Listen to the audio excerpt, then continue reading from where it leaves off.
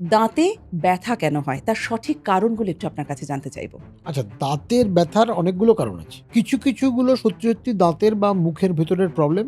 কিছু কিছু জিনিসগুলো সবসময় যে দাঁতেরই প্রবলেম হবে এরকম নাও হতে পারে। ঠান্ডা লেগেছে, সর্দি হয়েছে, মনে হচ্ছে দাঁতের গোড়াগুলো ব্যথা হচ্ছে, মুখে মাড়িটা ফুলে আছে। আপার রেসপিরেটরি ট্র্যাক্ট থেকেও কিন্তু দাঁতের ব্যথা হতে পারে।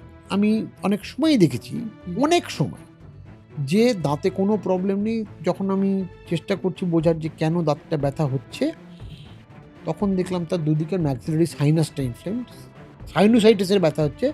যেহেতু আমাদের ওপরের মোলার বা প্রিমোলার দাঁতগুলোর রুটটা প্রায় সাইনাসের কাছে, সেজন্য ব্যথাটা রেফার্ড হয়ে পেশেন্টের মনে হচ্ছে দাঁতে ব্যথা হচ্ছে।